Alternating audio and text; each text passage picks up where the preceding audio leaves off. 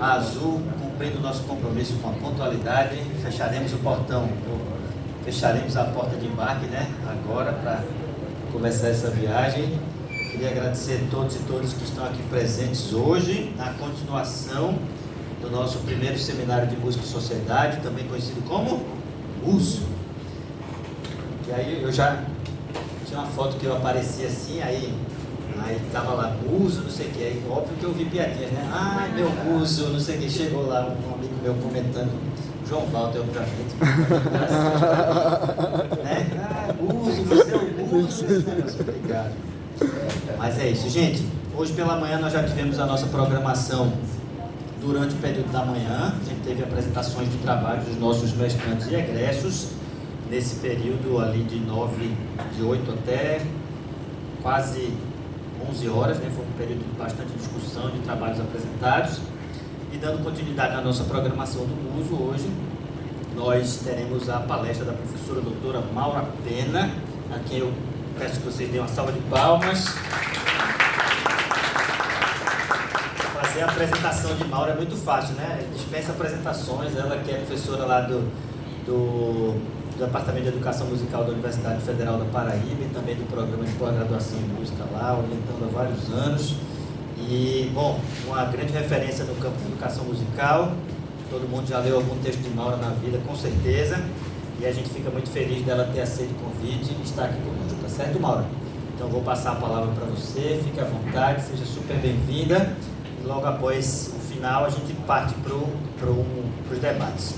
Um pequeno aviso que eu queria dar para os alunos que estão matriculados na disciplina Revisão de Literatura. Tem aluno que está matriculado aqui na disciplina de Revisão de Literatura. Ao fim desta palestra, a professora Valdiene Carneiro Pereira está ali. Dá um tchauzinho assim, Valdiene, toda de 50 tons de cinza aí.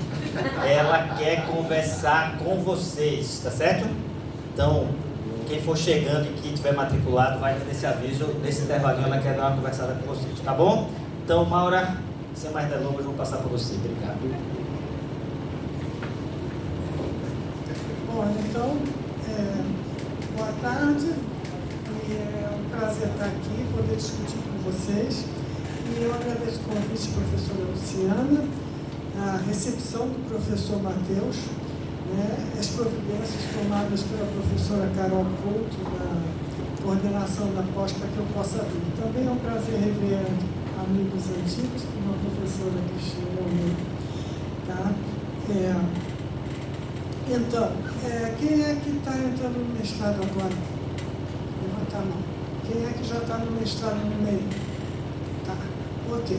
Então, eu preparei minha fala, conforme comentado pela professora Luciana, para o pessoal que está chegando. Mas eu acho que também serve para o pessoal que está no meio. Tá certo? Então, eu dei a minha fala, como vocês estão vendo, o título de Chegando ao Mestrado, Desafios e Possibilidades. Pode passar, Matheus. Então, primeiro, é importante ter a consciência de que é um privilégio chegar ao mestrado na Universidade Federal. Tá? A educação brasileira ainda é bastante excludente e chegar a um mestrado numa Universidade Federal não é dado a qualquer pessoa. Tá? E aí eu vou fazer outra pergunta. Quem de vocês é o primeiro da família a chegar numa universidade e ao mestrado?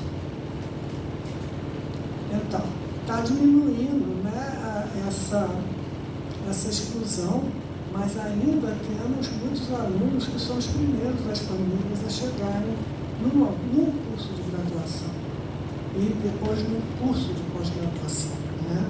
Então, isso é uma conquista, mas que ainda está longe de ser tão abrangente. Então, é um privilégio chegar ao mestrado em uma universidade federal.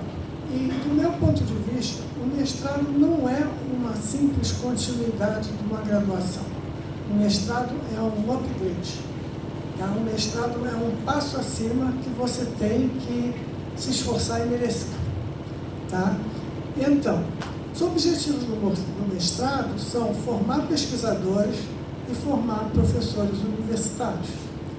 E ao dizer que é formar pesquisadores, é importante ter clareza que pesquisa é produção de conhecimento e que o conhecimento científico tem características próprias.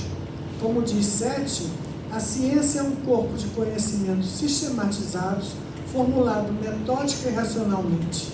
Ou seja, a ciência é um tipo especializado de conhecimento que, em constante interrogação de seu método, suas origens e seus fins, procura obedecer a princípios válidos e rigorosos, almejando especialmente coerência interna e sistematicidade.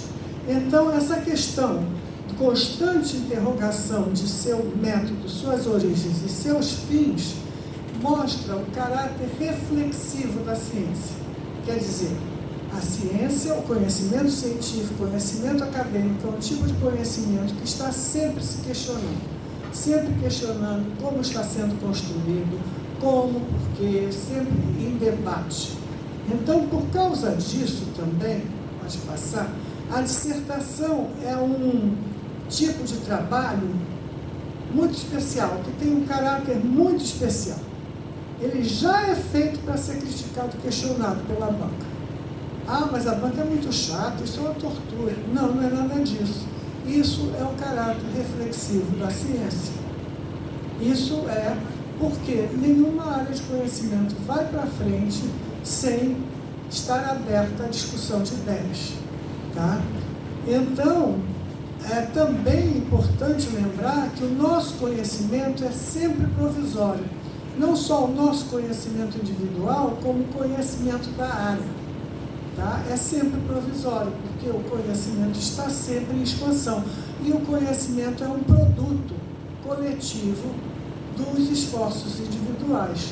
Um produto diversificado. Como diz o próprio Sete, que é aquele que eu citei anteriormente, ele diz: a ciência é um agregado múltiplo dos esforços individuais. Né?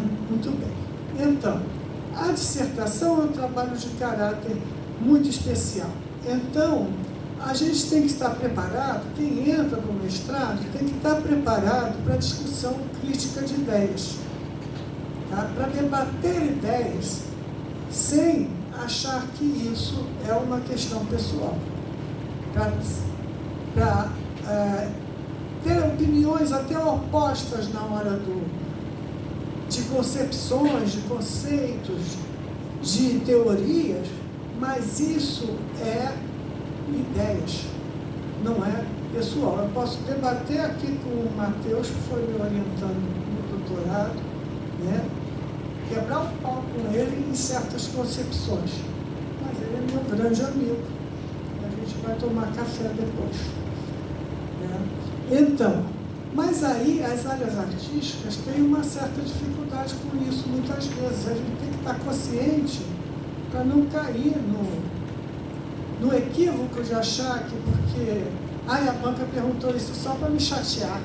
Não, não é nada disso. Aquele do auditório levantou a mão e perguntou aquilo só para incomodar. Não, ele perguntou porque ele tem todo o direito de perguntar.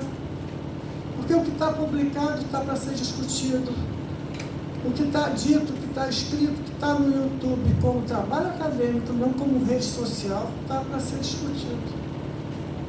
Né? Então, quais são as dificuldades das áreas artísticas? Primeiro, as nossas pós-graduações são muito mais recentes do que as outras áreas. Depois, tem uma certa tradição de artista ser sensível, mas não ser pensadores, debatedores. E até mesmo o ensino tutorial na área de música, né, o professor de instrumento que acompanha desde a criancinha até o doutorado, cria uma relação pessoal que ao mesmo tempo que tem um lado bom, mas tem um lado assim que as coisas ficam muito pessoais, né, e muito pouco amplas e pouco discutidas.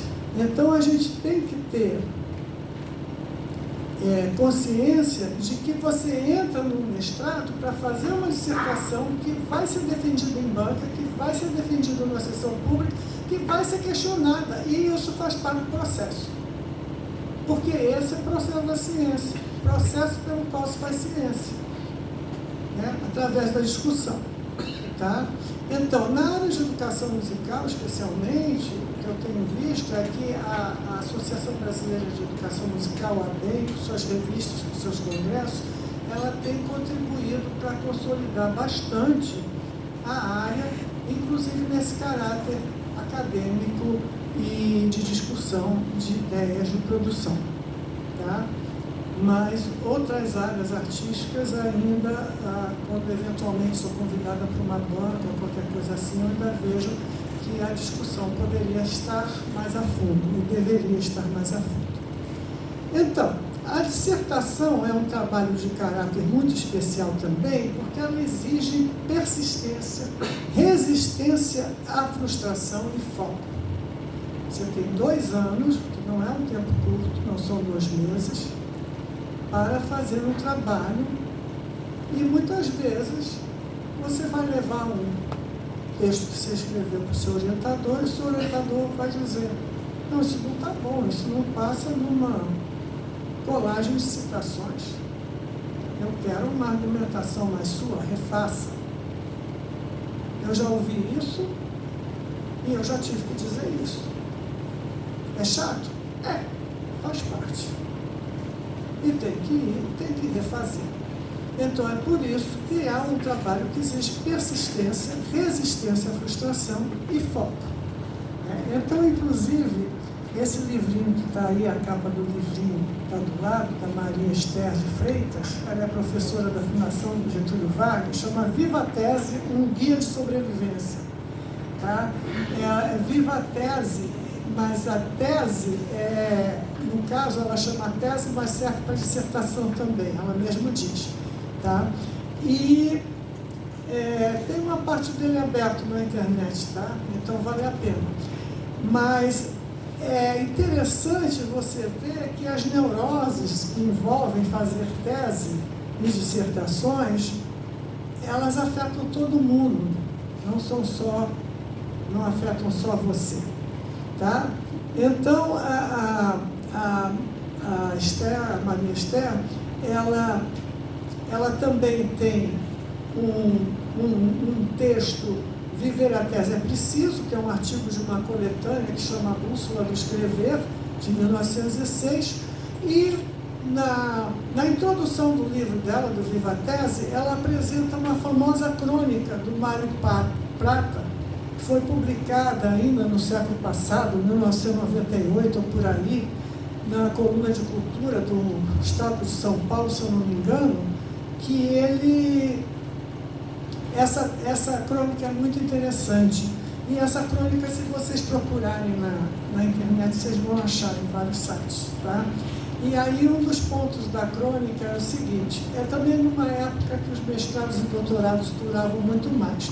Então, um dos pontos da crônica é o seguinte, tem uma família que o pai está fazendo tese, a mãe está fazendo tese. E aí, um dia, na mesa do café, a menina diz: eu não quero mais ir para aula, eu não vou mais para a escola. O que é isso, menina? Por que você não vai mais para a escola?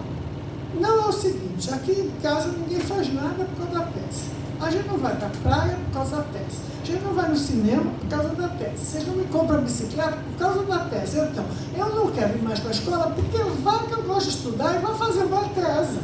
Aí não dá, né? Então, a menina já tira a tese dos projetos futuros.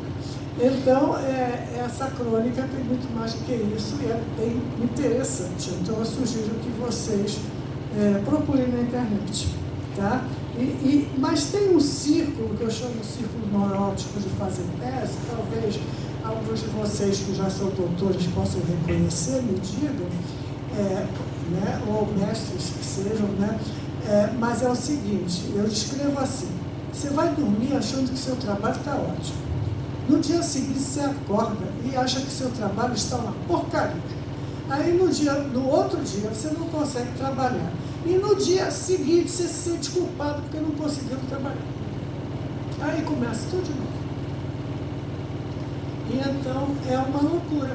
Fazer tese é uma loucura. E eu estou com frio.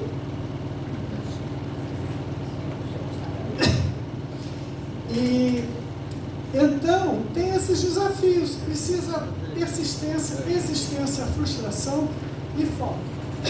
Deixa eu tomar providências. Aí nessa bolsinha Oi? essa bolsinha aí, transparente.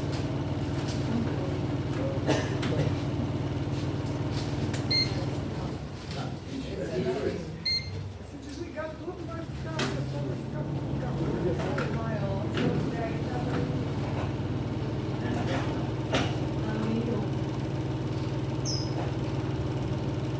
Eu sou prevenido.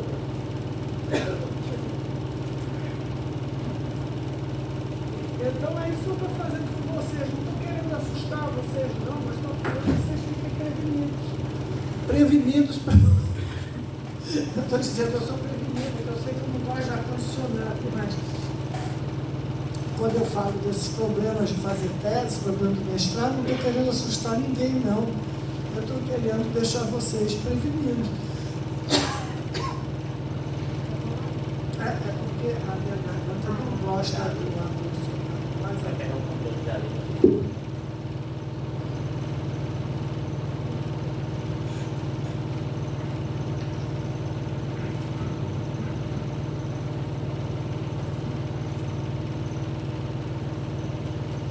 Mas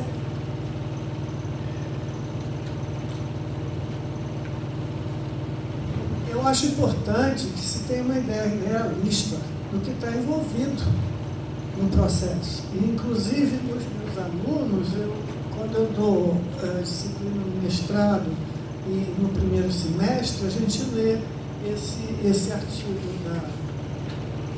da Maria Estero, Viver a Tese é Preciso, na primeira aula. Né? Muito bem. Aí uns dizem assim, eu fiquei com medo. O outro diz, mas isso aí me ajudou, porque eu já, o aluno que está no doutorado, porque quando eu fui no mestrado, eu passei por essas coisas e achava que era só eu, e era de todo mundo, né? E por aí vai. Então,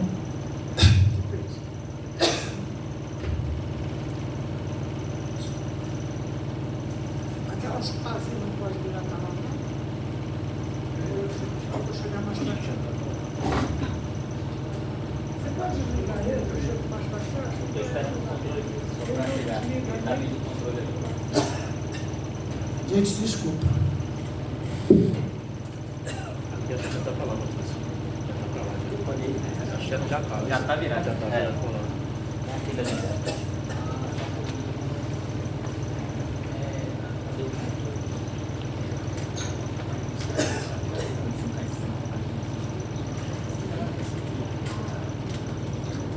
Está virado.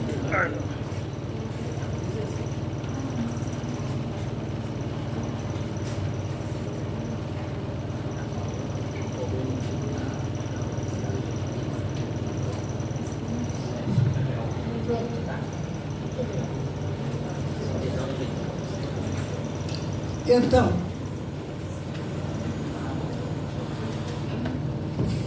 uma outra coisa que eu digo em tom de brincadeira, mas que de certa forma é sério, é que sem tesão não sai tese. Tesão intelectual, obviamente, tá? Tesão pelo seu tema, pelo seu assunto. Por que sem tesão não sai tese? Porque tese é aquele tipo de trabalho que você faz para ser criticado, que exige foco, resistência à prestação, etc, etc. Então, se você for fazer isso só como obrigação para tirar um título durante 2 anos, vai ficar muito mais difícil. Então, se você conseguir achar um tema significativo, o processo fica mais prazeroso, compensa mais todo o esforço. Então, a escolha do tema e do assunto pode estar ligado, deve estar ligado, na maior parte das vezes, ao seu interesse pessoal, à sua vivência musical ou profissional, né? Mas, aí você tem o outro lado da história. O tema da sua vivência, ele é significativo para você, mas ele te coloca o desafio do distanciamento crítico. Porque, como é da sua vivência ou do seu interesse, muitas vezes há uma tendência de achar que você já conhece, que você já sabe tudo. Mas a sua experiência, né, é diferente da perspectiva de um pesquisador, de produção de conhecimento científico sistematizado, racional, etc, etc. Então, no desafio do distanciamento crítico, é importante lembrar do lema da antropologia, tá?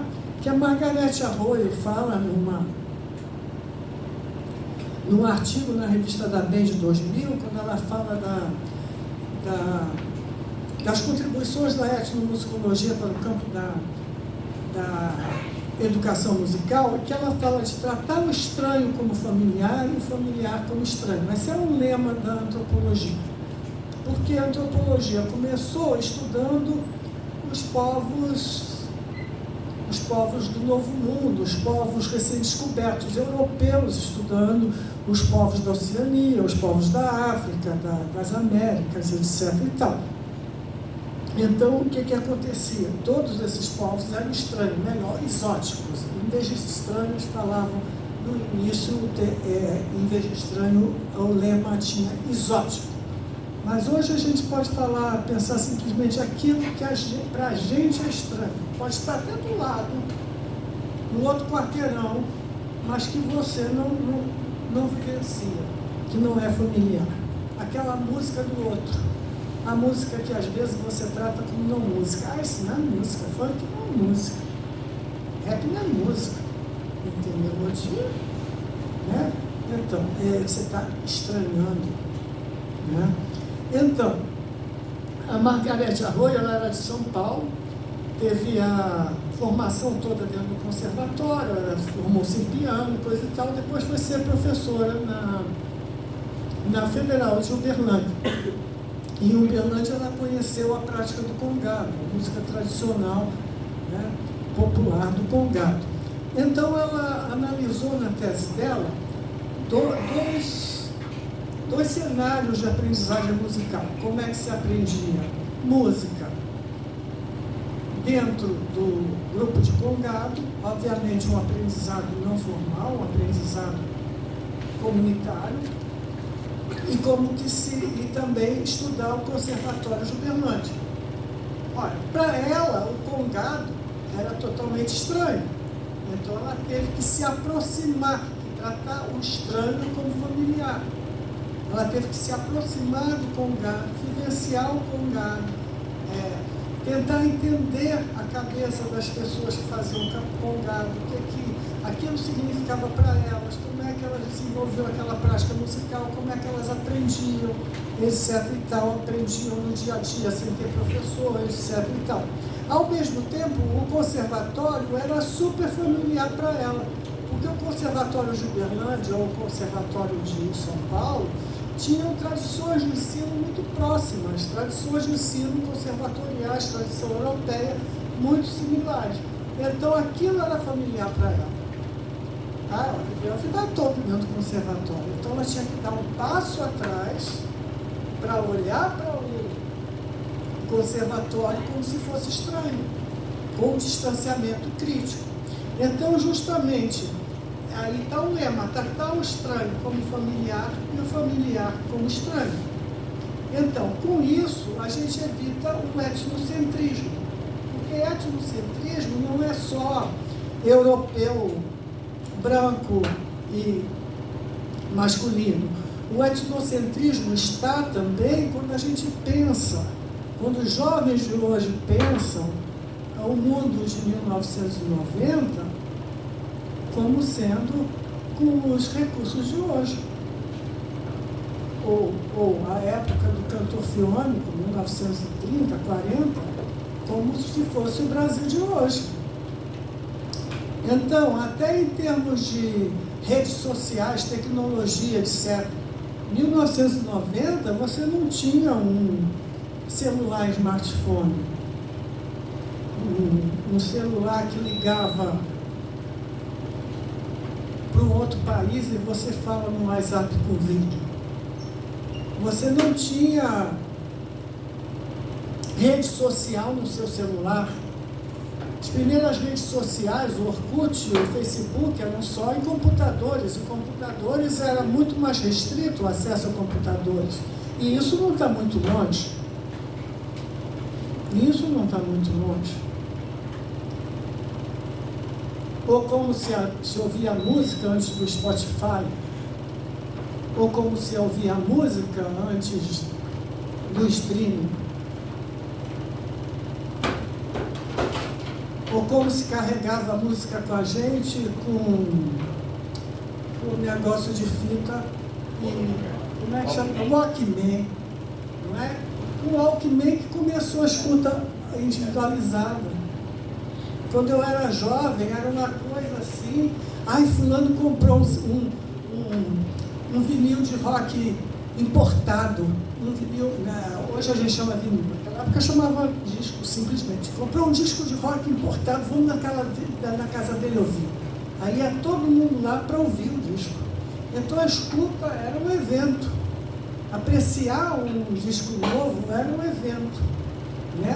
Depois também do CD ainda isso, depois CD pirata, depois como é que mudou tão rapidamente. Hoje em dia a escuta te acompanha em qualquer lugar se você quiser, numa escuta solitária, né? Que também se pode partilhar playlists, coisa e tal, mas uma escuta no mais das vezes solitária. Quando era uma escuta coletiva, com discussão, etc. Então, pouco tempo, poucas décadas, e mudou muita coisa. Então, a gente tem uma tendência natural, quando pensa, eu estou estudando ensino de música há 20 anos atrás, eu penso com os meus recursos. Não, eu tenho que parar e ver o que era, como é que era. Tá? Então, esse é o desafio de evitar o etnocentrismo, ou então também, se você não enfrenta o desafio do distanciamento crítico, de cair no senso comum, de reproduzir ideias do cotidiano, inclusive preconceitos, estereótipos, etc. e tal, mas isso não é conhecimento científico, certo? Ok? Muito bem. Então a gente estava falando, sem tesão não sai tese, né? Mas também não é apenas seu interesse ou sua vivência que qualifica um tema para trabalhar. É preciso haver um processo de problematização, de construção do objeto de estudo, de elaboração da questão ou problema de pesquisa. Tá? Então, problematização, inclusive, olhar esse tema, seu assunto, olhar de múltiplos ângulos, fazer muitas perguntas sobre esse assunto e, a partir daí, então, elaborar a questão básica que sua pesquisa vai responder, que não é tão simples, não é só qualquer pergunta que funciona bem como uma questão, um problema de pesquisa. Então, construir o objeto, né? E o que é construir o objeto? Então, para a construção do objeto, você tem que articular o seu tema à produção da área. É a produção da área que vai dar a relevância e a justificativa para a sua pesquisa. É na produção da área que você vai buscar abordagens teóricas ou metodológicas para, inclusive, se inspirar, para poder ver o que funciona, o que não funciona, para buscar alternativas. E, inclusive, é articulando a produção da área que, na análise, você vai comparar seus resultados com os resultados de outros estudos já realizados. Então, daí a enorme importância da revisão bibliográfica ou revisão de literatura e a disciplina com a professora. Tá? Então, aqui no PPG Música, vocês têm, como área de concentração, música e sociedade. E duas linhas de pesquisa, música, cultura e sociedade e música, educação e sociedade. E essa pós tem claramente um caráter interdisciplinar. Esse caráter interdisciplinar dá uma riqueza muito grande às propostas de pesquisa, à pós de vocês, mas também apresenta várias dificuldades. Tá? Então, passando. Então, para muitos, o TCC foi a primeira experiência de pesquisa acadêmica, mas a depender de que curso vocês fizeram, a depender se fizeram algum bacharelado, pode ser que a pesquisa acadêmica vá ser agora no mestrado. Quem foi que fez TCC e defendeu com banca? Levanta a mão. Poucos? Tão poucos? Uau! Quem fez TCC e defendeu com banca? Só? Tá certo. Então, para quem não levantou a mão, a pesquisa acadêmica, a pesquisa científica, a experiência de pesquisa científica vai ser agora no mestrado. E é um desafio, que a gente já viu, né, desde o início, né? É um tipo, a dissertação, um tipo específico de trabalho, o conhecimento científico, o conhecimento especializado, o tema do seu interesse, você deve ter um distanciamento crítico dele, uma série de coisas. Então, a gente acabou de falar da importância da revisão da literatura. Na revisão da literatura, vem o desafio da leitura. Não só na revisão de literatura, mas partindo dela, porque ela já foi falada da sua importância. Você tem o desafio da leitura, com compreensão e com crítica, leitura crítica. Porque cá entre nós, músico lê partitura. Lê mais partitura do que lê texto, não é não? Né? Convenhamos. A gente, o conservatório faz ler partitura mais do que ler texto. Né? E então você tem um desafio da leitura com compreensão e crítica. Como diz o Lazzarin, quando ingressa na universidade, o estudante precisa aprender a lidar com vocabulário científico e filosófico, que apresenta conceitos complexos e argumentos elaborados em textos, exigindo concentração e dedicação de estudo. Tá? Então, claramente a gente tem um desafio na hora de fazer dissertação em ciências humanas, fazer dissertação numa pós de música e sociedade, que é a leitura com compreensão e crítica. Esse texto do Lazzarin é um texto que chama, é um material didático que chama Introdução à Escrita Acadêmica, produzido pela Federal de Santa Maria, está disponível online, tá bom, gente? E eu aconselho que vocês que baixem e deem uma olhada, tá? Porque, apesar de se chamar Introdução à Escrita Acadêmica, a escrita depende da leitura. E aí ele tem os primeiros capítulos em relação à escrita. É um material bastante simples, tem várias outras indicações para você treinar a escrita, etc. Tá? É um material que foi feito para EAD, para Educação à Distância de Santa Maria. Então é um material interessante. Tá? Seguindo. Então, você tem o desafio da leitura e você tem também o desafio da produção de texto acadêmico. Você vai ter esse desafio em trabalhos de disciplinas, em textos para congressos e periódicos, né? Periódicos são as revistas científicas. Você vai ter, claro, esse desafio na produção da própria dissertação e na revisão de literatura, na revisão bibliográfica. Né? E o desafio da produção de textos acadêmicos é principalmente o desafio de colocar as ideias por escrito, com argumentação coerente e norma culta. Né? Pós-graduação é academia. Academia é norma culta. Então não tem nada que ver com a linguagem de rede social. Tá? E aí pode passar.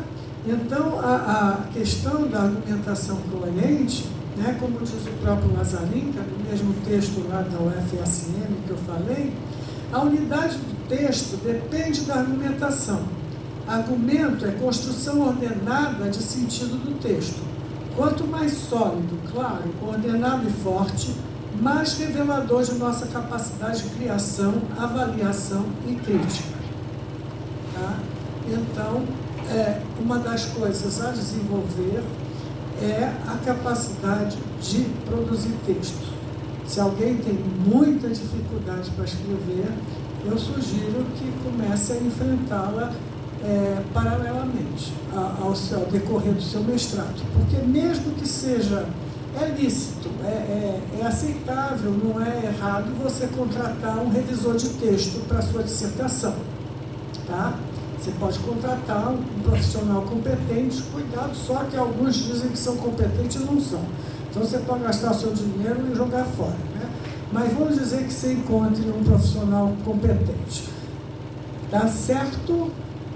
Não é falta de ética nem nada você contratar um revisor de texto para a sua dissertação.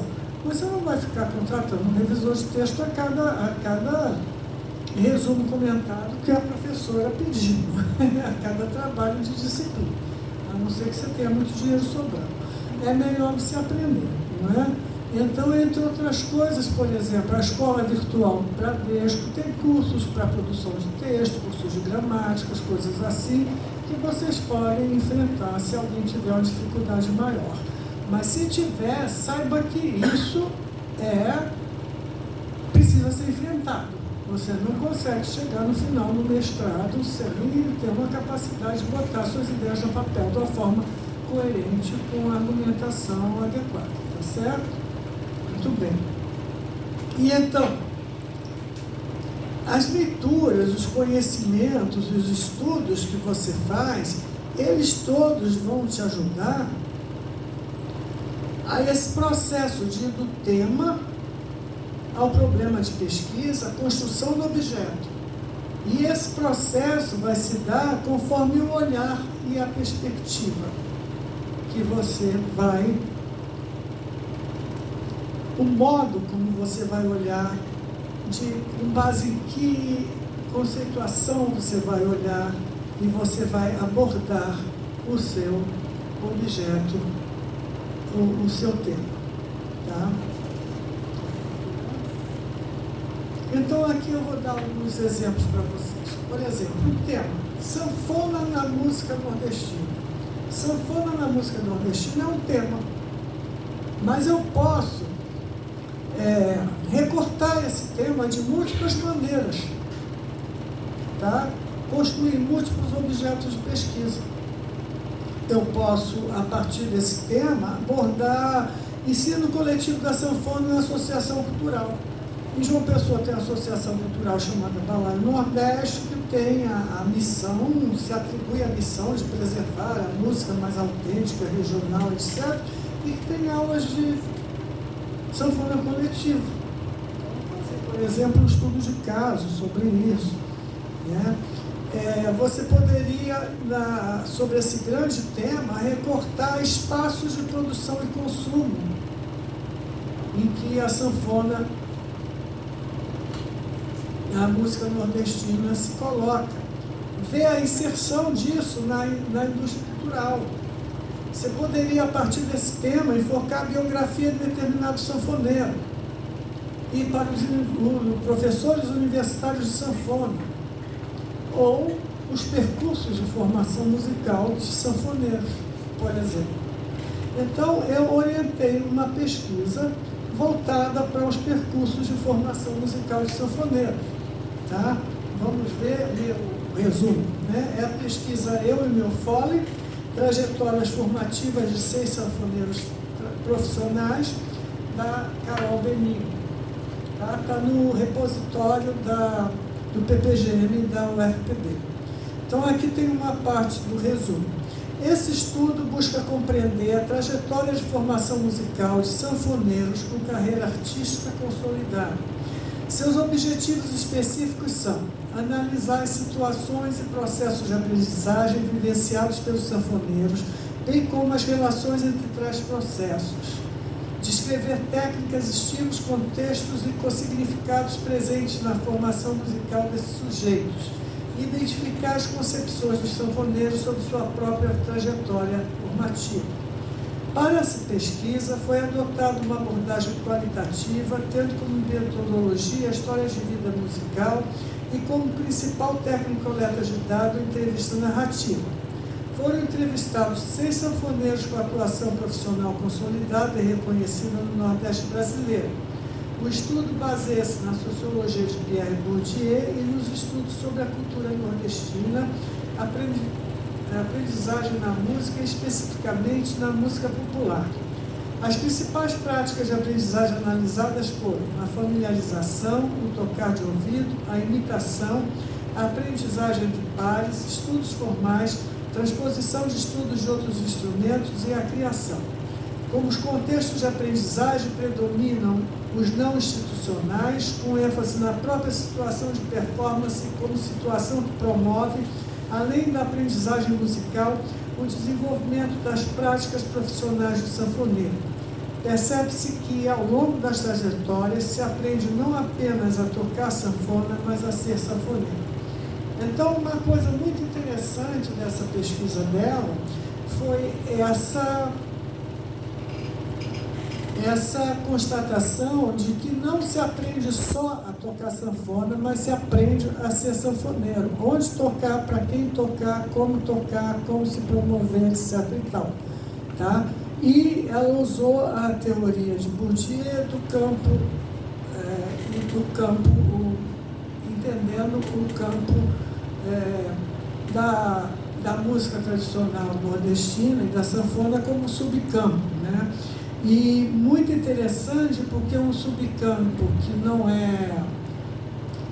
que de uma certa forma é um pouco ameaçado, então ele tem uma abordagem, ele tem estratégias de receber os novos integrantes de uma forma mais cooperativa, antes de estabelecer uma competição entre eles, de acolher os pretendentes a entrar no campo. Então, é bastante interessante o trabalho dela. Né? Muito bem. Então, inclusive a partir desse exemplo do trabalho da Carol Benigno, a gente vê que qualquer que seja a área de estudo, a temática, o problema, o objeto de pesquisa, temos que sempre respeitar as características do conhecimento científico. E o conhecimento científico é um conhecimento sistematizado, metódico, rigoroso, planejado, controlado, reflexivo, marcado pela clareza e precisão. E então, por causa disso, eu tenho que ter uma articulação coerente entre os elementos do projeto da pesquisa, entre o problema, a questão de pesquisa, os objetivos, os procedimentos metodológicos. Também na pesquisa qualitativa, que é o que na maior parte das vezes nós trabalhamos, é preciso explicitar, não só na qualitativa, em qualquer uma, tá?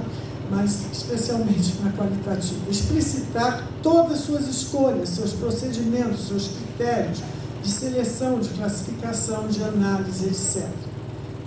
Explicar sem ambiguidade, que é um outro termo para explicitar, né, quer dizer, é uma dos sentidos de explicar sem ambiguidade todos os seus conceitos.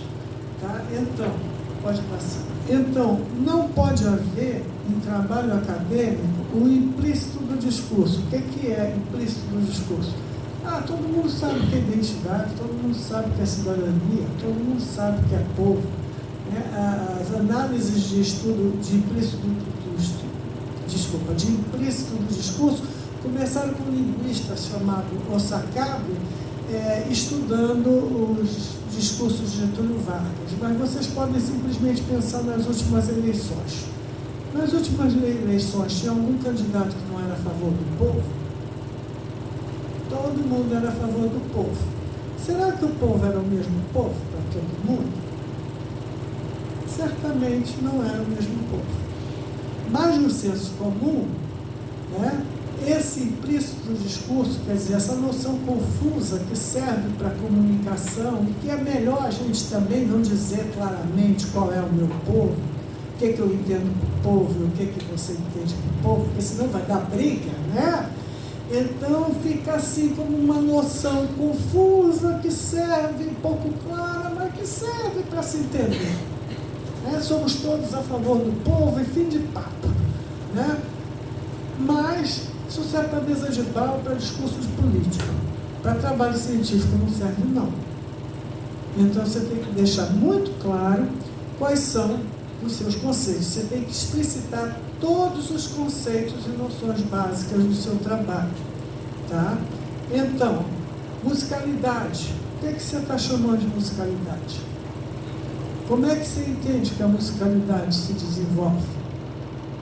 Tem noções, por exemplo, que pegam musicalidade como um dom inato. Ou você nasce com isso ou não nasce, é dom de Deus, etc. e tal. No senso comum, isso é muito comum. Você vê a pessoa dizer, eu não dou para isso não quero aula de música não, que eu não dou para isso não. Né? Então tem isso implícito.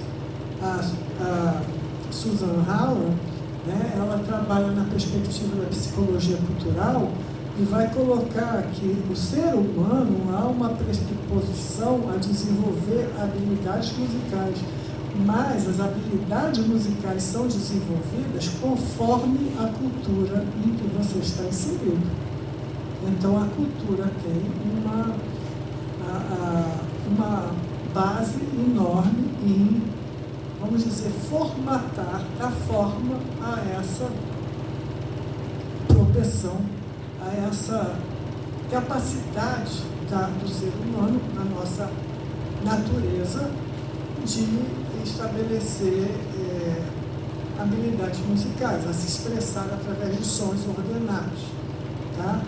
Eu vou dar um exemplo correlato que vocês vão entender. E aí você vai observar lá que sua menina, daqui a um pouco, ela já começou a papar, uma menininha de 6 meses, né? Uma menina, né? Papai coruja. Só. Então, um bebê, quando começa a balbuciar, ele faz todos os sons possíveis de qualquer língua existente. Depois ele vai se especializar nos sons da nossa língua. Então os brasileiros falam muito bem o ão de pão, não, né? Mas não conseguem falar bem do americano, ou ich bin in Berlin, do alemão. E o americano fala pau, não, né? Etc. e tal, porque ele não se especializou nisso. Então a criança pequena tem todas as possibilidades sonoras de toda e qualquer língua. Depois ele vai se especializar nos sons da língua materna. Então é mais ou menos a mesma coisa com a música. A gente tem uma propensão natural do ser humano, da nossa espécie, de trabalhar habilidades musicais, de desenvolver habilidades musicais, se comunicar através de ritmos, sons organizados, etc. Então, como isso vai ser desenvolvido, vai depender da cultura em que você está imerso. Lembrando que nem todo português é igual, tá? A gente tem português padrão, mas você tem variante regional, variante de classe, e aí as pessoas aprendem aquele que está no seu meio de conviver, né? Muito bem. Aí, outras noções que muitas vezes são usadas sem a devida explicitação, mesmo nos trabalhos acadêmicos, é identidade, cidadania, criatividade musical, né? O que está se realmente chamando para isso, né? Então, identidade, por exemplo, não vou discutir muito não, mas eu fiz meu mestrado e doutorado em cima da noção de identidade. E, inclusive, doei aqui na biblioteca do CAC a obra derivada do meu mestrado. Acho que ainda deve ter um exemplar por aí, que chama O que faz ser nordestino, tá? Que é sobre identidade social. E cidadania é uma noção também que, né, que está nos discursos políticos, em discursos de ONG, educação pela cidadania, etc., que na maior parte das vezes é um implícito no discurso. Será que é a mesma coisa para todo mundo? Né? A ação cidadania da Rede Globo, muitas vezes ela dá carteira de identidade e cortar cabelo. É isso que é cidadania para você? Né? Cidadania, ser cidadão no país. A Europa não dá cidadania pelo local de nascimento, as Américas dão. a Europa dá por linhagem sanguínea. São critérios diferentes. Né? Projetos e políticos estão sempre falando que estão dedicados a desenvolver a cidadania. Mas o que querem dizer realmente? Então, não pode haver estudo científico implícito no discurso. Eu tive uma aluna, tá? A Elisane Priscila Santana, que trabalhava inclusive como coordenadora no PRIMA, que é um projeto de João Pessoa, um projeto orquestral, projeto de inclusão social através das artes e da música das artes, e ela queria trabalhar esse tema, cidadania e projetos sócios orquestrais, tá? Um estudo a partir da perspectiva dos egressos do PRIMA. E a primeira coisa que eu disse para ela é: você precisa definir, conceituar a cidadania. E ela conseguiu muito bem, ela conceituou cidadania cultural a partir de Paulo Freire, Marilena Sauí, e usou inclusive muito bem os conceitos derivados, né, dessa perspectiva na sua análise, tá? Conceitos como empoderamento, território, conscientização, etc. Tá? E aí vamos ver o resumo do trabalho dela. A presente pesquisa buscou compreender como os jovens que participaram do PRIMA perceberam suas experiências no programa e os seus efeitos em suas trajetórias de vida. A pesquisa teve caráter interdisciplinar ao abranger, além da educação musical, diferentes áreas do conhecimento que têm se dedicado à abordagem da cidadania e da música, como a educação, filosofia e direito, abordando autores como Marilena Sauí e Paulo Freire. Ao longo da pesquisa, foram discutidos os direitos humanos, o ser cidadão com consciência dos seus direitos e deveres, a cidadania cultural, concebendo a cultura como um direito e não como um mero entretenimento, a educação como um caminho de conscientização, emancipação e empoderamento, a música enquanto fenômeno social e a educação musical em projetos sociais em uma perspectiva emancipadora e decolonizadora, na busca em romper por alguns padrões de ensino conservatorial. Então, o trabalho dela também está no repositório da universidade. Então, aqui eu não passei nada. Eu vou só aproveitar para levantar alguns pontos que têm a ver também com essa questão que eu falei, explicitar todos as suas escolhas, seus encaminhamentos, etc, etc. Então, ela queria ver como é que você pode ver que um projeto colaborou para o desenvolvimento da cidadania de seus participantes. Você tem que ver quem passou por eles e o que aconteceu com quem passou pelo projeto, certo? Inclusive, como ela tinha ido para Paraíba para participar do projeto, da coordenação do projeto, quando ela fez essa escolha, ela pegou pessoas para participar, participantes que não tinham estudado sobre a gestão dela, o que foi melhor para impedir relações hierárquicas, etc. Mas então, como é que você pode ver que um projeto contribuiu ou não para a conquista da cidadania? Pegando as pessoas que passaram, né? Então a gente foi atrás dos egressos, das pessoas que passaram pelo projeto. Agora, o que acontece com a maioria dos projetos sociais? Eles só se preocupam com a atuação aqui e agora. Então, eles não têm, a maioria não tem acompanhamento de quem passou e quem sabe. Então, só foi possível encontrar pessoas que saíram e chegaram na universidade. E, nesse sentido, essas pessoas, para elas, o projeto ajudou a conquistar cidadania, conquistar direitos, a mudar suas trajetórias de vida, porque o projeto trabalhava com comunidades carentes. Então, ela entrevistou, eu tive que cortar um pouco o resumo dela, mas ela entrevistou 10 10 egressos, 5 de cursos de música e 5 de outros cursos em várias universidades da Paraíba e em várias cidades. Como ela era coordenadora do projeto, o projeto tem polos nas cidades todas, então ela tinha facilidade para viajar. Mas a gente sabe que isso é limitado, mas a gente deixou isso claro. Eu só tinha como encontrar, ela só tinha como encontrar as pessoas que deram certo. Ela não tinha como encontrar o pessoal que caiu no tráfico, o pessoal que estava preso, ou outras coisas. Mas isso também apareceu um pouco, porque apareceu depoimentos tipo, eu entrei no primo com 5 amigos, só eu estou vivo. Então, fica essa questão de que seria importante todos esses projetos, a maioria deles fala de cidadania, que eles querem desenvolver a cidadania, etc. e tal, que eles tivessem recursos de acompanhamento de quem passa pelos projetos. Né?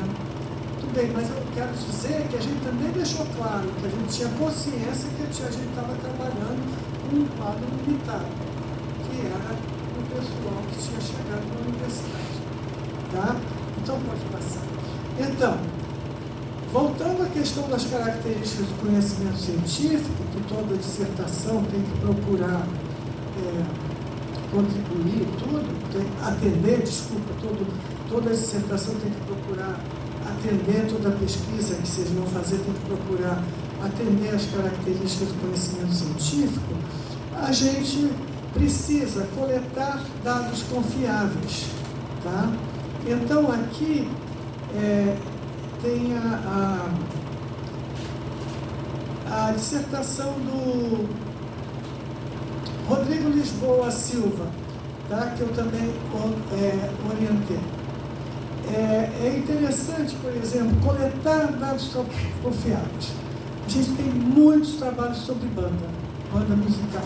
A maioria dos trabalhos sobre banda, o que diz? A banda é ótima, a banda é o conservatório do povo, a banda ajuda as pessoas a aprenderem a tocar, a banda desenvolve companheirismo, a disciplina, isso e aquilo. Mas na maioria das vezes, a coleta de dados para isso pode não estar sendo suficientemente sensível. E o que o Rodrigo fez? É muito conhecido também o pessoal que passa em banda escolar e vai para a música. Né? Nós temos muitos alunos lá que vieram de bandas escolares, vocês devem ter aqui também. Mas e quem passou por banda e não foi para a música? O que a banda serviu? Se ela é importante, se ela tem todas essas funções, que não são só de aprender instrumento, o que a banda realmente serviu? Então, o Rodrigo fez a pesquisa. É também interessante pensar como é que ele localizou as pessoas, porque ele entrou para o programa com um projeto muito bem feitinho, só que na hora H, na primeira reunião, ele queria pessoas que tivessem passado em bandas escolares, bandas marciais, em escolas. Pelo menos em João Pessoa tem um projeto do município, um projeto do Estado, e também tem escolas particulares que mantêm bandas, tá? E ele tinha um projeto bem organizado e tudo. Mas quando eu perguntei como é que você vai encontrar essas pessoas, ele disse, não pensei nisso. E eu disse, eu não sei como você pode encontrar. Aí a gente foi para a reunião do grupo de estudos e foi as alunas de PIBIC que começaram, não, você vai nas redes sociais, isso, aquilo, outro, vai no Facebook, vai não sei das onde.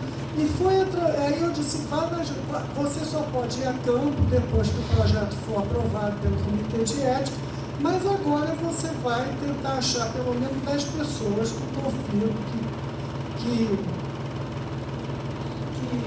atendam aos critérios que a gente quer para ver se é possível, senão a gente vai ter que mudar o projeto. Aí ele conseguiu, então a gente continuou no projeto, né? Muito bem. Então a gente estabeleceu certos critérios, é claro. A gente não queria gente que tivesse passado em banda há 20 anos atrás, porque estava uma coisa na memória que já podia estar assim idealizada, né, da infância, etc e tal.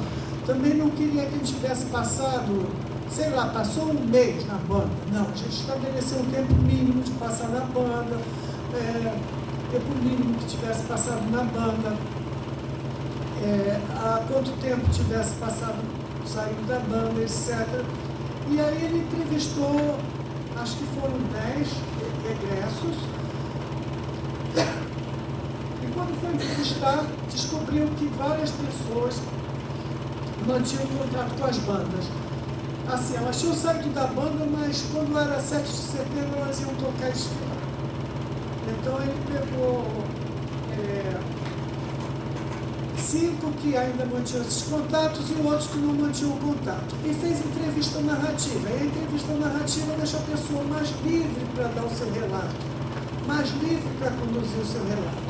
E a gente fazia um esquema de 2 entrevistas. A primeira pessoa fala mais livremente e a segunda, depois de transcrever, a gente volta e pede para retomar alguns pontos que viu que foi importante para a pessoa falar mais sobre aquilo, como é que se sentia, etc.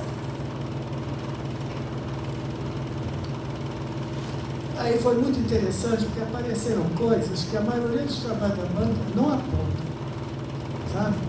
Por quê? Porque os dados foram coletados com um instrumento de coleta mais acessível para ter a experiência pessoal. Então o que houve? Problema. Porque tudo que dizem é que a banda é ótima, companheirismo, etc. Disputa dentro da banda para achar os instrumentos. Autoritarismo de regente. Disputa entre bandas em campeonato. Regente bêbado. Banda que não ensinava a ler partitura para poder fazer a prova para o curso superior da UFPB, etc. E ali, o da banda diz isso aí. Isso acontece também. Mas você pega a maioria dos projetos de banda e eles só vão pintar o colorido. Né? Sem querer desmerecer, tá? Que tem o seu papel, mas também tem essas coisas. Não há nada que seja só um lado. Né? A vida é vida, com suas contradições. E um estudo acadêmico não pode cair no seu estômago. Né? Então, isso depende de coletar dados confiáveis, depende também da maneira que você coleta. Se o Rodrigo fosse só com uma entrevista sendo estruturada e dissesse: me diz, você participou de banda? Sim, participei. A banda foi importante para você? Foi. Por quê? Eu aprendi a tocar. O que mais? Eu viajei. Eu tive muitos amigos. Acabou, pronto. Né? Aí, o próprio instrumento de coleta não permitiria ir muito além disso. Então, eu tenho um texto de 2021 nas Anais do Ampom sobre as possibilidades heurísticas das entrevistas narrativas para a educação musical e acabou de entrar online, até depois que eu já tinha feito os slides, um texto na Permuse, meu e do Rodrigo Silva, tá? Que é Me Conte sobre Sua Relação com a Música. Eu não me lembro exatamente do título, mas Conte sobre Sua Relação com a Música, pesquisas com narrativas na educação musical. Tá? Então, quem quiser mais ideias sobre isso, veja esses artigos. Inclusive, nesse artigo da Permuse, que é mais longo, eu conto dessas várias, a gente apresenta várias pesquisas que foram feitas com essa perspectiva. Tá? A outra coisa é interpretar e analisar de forma coerente os dados que você coletou. E para analisar e interpretar de forma coerente os dados que você coletou, você precisa das suas bases teóricas. E aí eu venho chamar a atenção, porque inclusive o mestrado aqui é interdisciplinar, mas muita gente vem de música, e mesmo que venha de outro curso, em geral vem está com a base mais do seu próprio curso, é óbvio, né?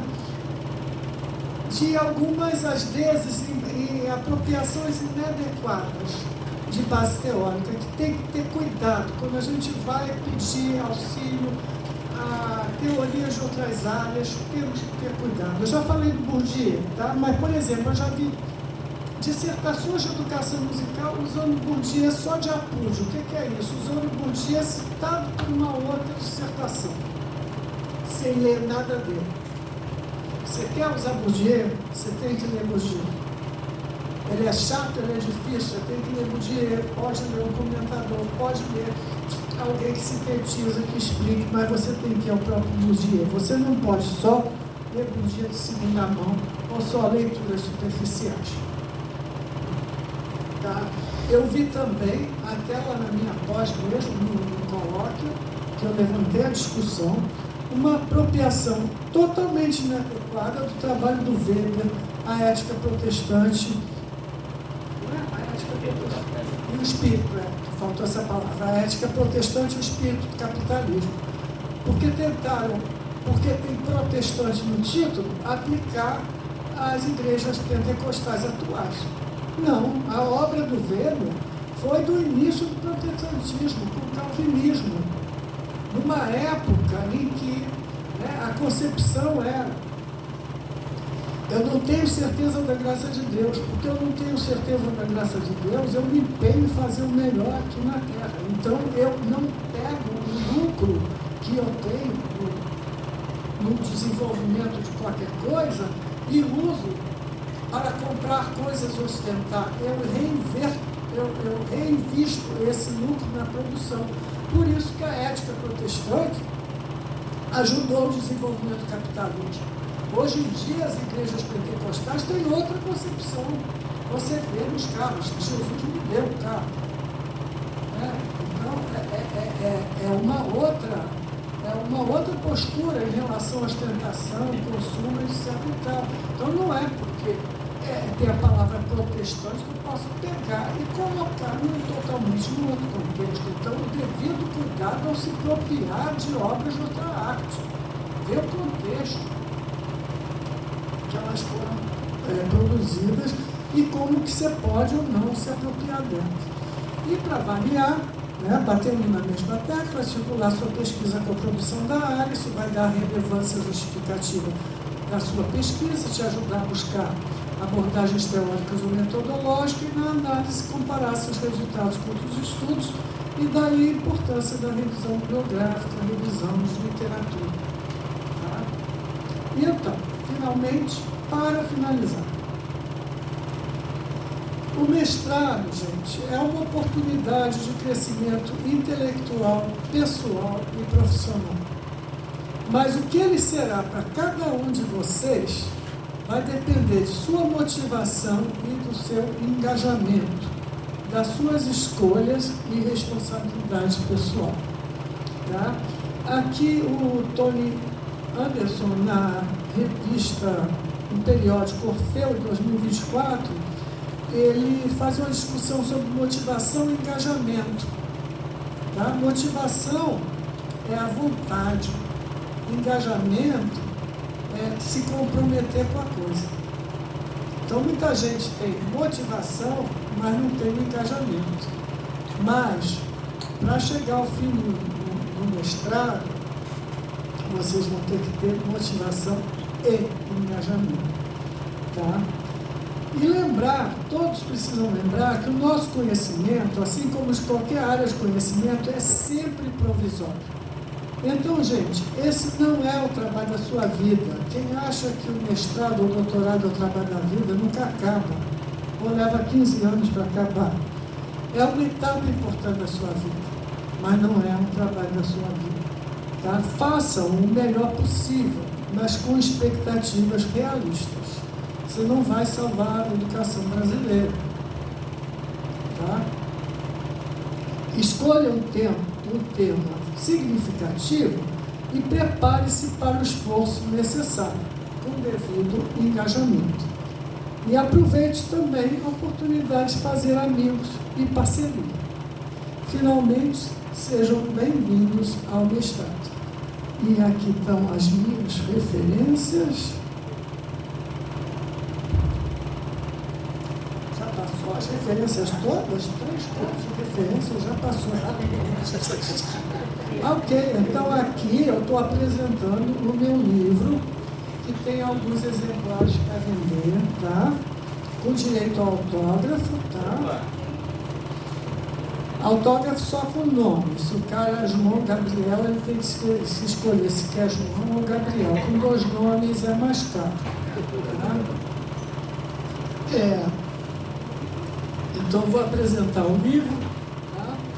Então, ele tem prefácio do professor Dr. Sérgio Figueiredo, que era da UDESC, que já está aposentado. Uma introdução para que é um livro como esse. Capítulo 1, Conhecimento, Ciência e Pesquisa, discutindo nossos pressupostos. Capítulo 2, o processo de formulação do programa de pesquisa, algumas orientações. Capítulo 3, o projeto de pesquisa. 4, a revisão bibliográfica e sua função. 5, os objetivos de pesquisa, sua importância e sua formulação. Capítulo 6, decidindo-se quanto à hipótese. 7, alternativas metodológicas na pesquisa qualitativa, estudo de caso e outras abordagens. 8, trabalhando com fontes documentais, a observação na pesquisa qualitativa sobre temas educacionais, o uso de entrevistas e questionários na pesquisa qualitativa e educação, a definição do encaminhamento da pesquisa, orientações operacionais, análise dos dados, algumas diretrizes básicas, ética da pesquisa e educação / educação musical, algumas reflexões. Para finalizar, e a partir da segunda edição tem um apêndice que é sugestões para o professor. Esse livro é construído pelo primeiro projeto de pesquisa em educação e música. Ele foi pensado para o TCC, mas ele é útil também até para o doutorado, porque ele trabalha com questões básicas de pesquisa, né? Questões básicas sobre a coerência do projeto de pesquisa. É um livrinho que se propõe a ser operacional, quer dizer, ajudar a pessoa na elaboração do projeto, porque é muito fácil falar sobre pesquisa, repetir o que os outros dizem. Segundo fulano, pesquisa qualitativa é isso. Segundo Beltrano, revista semi-estruturada é aquilo. Isso tudo é muito fácil. Repetir citação é muito fácil. Agora, se apropriar desses conhecimentos para elaborar um projeto coerente com consciência já é outra coisa. Então, esse livro que foi gestado, a maior parte dele em sala de aula, tá? Ele pretende ser operacional e, para isso, ele faz escolhas. É claro, ele não abrange tudo, tá? Ele, a princípio, quer ajudar a elaborar um projeto com coerência. Eu tenho 8 exemplares, tá? Só. O preço de catálogo da editora é R$ 55,00, mas para os alunos do mestrado, 45, eu repasso uma parte do desconto de autor. Eu compro da editora, gente, é uma editora comercial, não é subsidiado não, viu? Ok? Então é isso. Outra coisa, o livro serve bastante para qualquer pesquisa que envolva uma situação educativa, mesmo que não seja na área de música, mas para, talvez, uma perspectiva mais etnomusicológica não seja tão interessante. Vou ser franca, tá? Ok, é isso.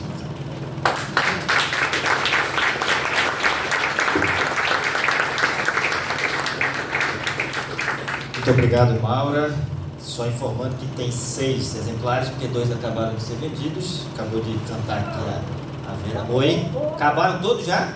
Acabaram todos. Então, quem pegou, pegou. Quem não pegou, vai ter que esperar a próxima. Tem Amazon? Tem, né? Você falou que foi tirar. A editora estava. A editora estava sem, que bem que em alguns lugares da internet disse que tinha. A Amazon, a Musimed. Já comprou na Amazon, muito bem. Agora, a editora vai fazer nova tiragem. Então, depois que tiver nova tiragem, eu aviso o professor Matheus, e aí depois a gente vê, porque eu tenho um aluno que está trabalhando aqui no Centro de Criatividade, pode trazer até com autógrafo, né, etc. e tal. Lembrando que com 2 nomes o autógrafo é mais caro, tá bom? Gente, temos 15 minutos para perguntas. O microfone está ali, que nem reunião de sessão sindical, está ali bem no meio do corredor. Se você pretende fazer alguma pergunta, se dirija ao microfone e faça. Temos perguntas.